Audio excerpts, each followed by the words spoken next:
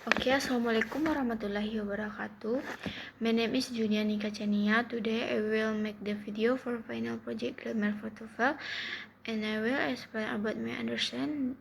So I choose the topic is connector for making compound sentence. So compound sentence itu adalah gabungan dari dua kata atau independent clause yang dihubungkan dengan coordinating conjunction atau kita sebut sebagai fun voice. Independent clause ini dapat berdiri sendiri sebagai kalimat pelengkap yang memiliki subjek dan predikat. Jadi coordinating conjunction ini memiliki 7 jenis, yaitu kita sebut saja fun boy. Yang pertama for, and, nor, but, or, yet, dan so. Yang pertama itu for. For ini menunjukkan alasan atau sebab yang lebih formal daripada because, dan penggunanya hanya digunakan dalam tulisan formal, dan posisinya ini selalu di antara dua klausa dan tidak pernah di awal kalimat. Contohnya, I stayed home for I was sick. Kemudian yaitu and ini adalah berfungsi sebagai menambahkan informasi yang sejenis, setara, atau berurutan, dan penggunaannya ini paling sering digunakan, dan ini dapat menghubungkan lebih dari dua kata dari dua klausa. Contohnya yaitu I like apple and I like strawberry. Selanjutnya yaitu nor. Nor ini adalah menyatakan pernyataan negatif kedua, yang penggunanya khusus selalu digunakan dengan pernyataan negatif pertama, dan ini diikuti oleh auxiliary verbs, main verb, dan contohnya yaitu he doesn't like tea nor does like coffee. Selanjutnya itu but. But ini menunjukkan pertentangan, kontras, atau pengecualian. Penggunanya yaitu untuk ide-ide yang berlawanan atau bertentangan. Contohnya yaitu I want to go out but it was raining. Selanjutnya yaitu or. Or ini menyajikan pilihan, kemungkinan, dan penggunanya hanya menyiratkan konsekuensi negatif. Contoh kalimatnya yaitu you can take the bus or you can walk. Kemudian yaitu yet. Yet ini menunjukkan kontras yang tidak terduga. Perbedaannya dengan but, yet ini lebih menekankan bahwa hasilnya berlawanan dengan ekspektasi.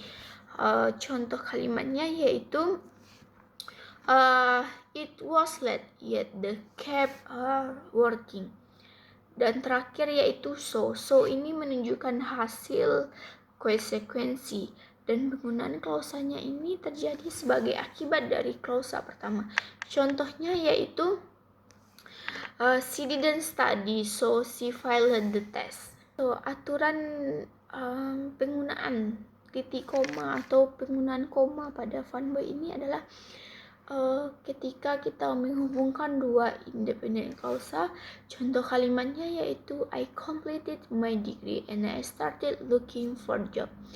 Dan jangan gunakan koma ketika menghubungkan compound predicates dengan dua verb dan subjek yang sama. Dan untuk penggunaan titik koma, kita dapat menggantikan untuk hubungan yang sangat erat antara klausa. Contohnya, the results were conclusive. We proceed with publication. Kemudian kesalahan yang umum pada connector yang menghubungkan dua independent clause hanya dengan koma, yang kadang orang membuat contohnya yaitu the conference start at 9 AM, all participation should arrive early. Itu salah. Jadi kita harus mengubahnya seperti ini. The conference start at 9 AM, so kita menambahkan kata so, fun boy so Jadi so all participation should arrive early. Dan untuk yang kesalahan kedua, menghubungkan dua independent clause tanpa tanda baca. Kadang orang membuat kalimat the research was, contohnya yaitu the research was comprehensive, it covered multiple aspect. Dia tidak membuatkan tanda baca di akhir atau tanda koma. Yang benarnya yaitu the research was comprehensive, and it covered multiple aspects. Terakhir yaitu menggunakan farm voice dengan dependent clause. Misalnya yaitu she worked hard, and achieved excellent result. Kadang orang membuat huruf kapital setelah koma, padahal itu tidak disarankan. Jadi kita harus merubah menjadi kata she worked hard, huruf N, A huruf kecil, and achieved excellent result. Okay, that's all for my explain about my understand. Thank you. Assalamualaikum warahmatullahi wabarakatuh.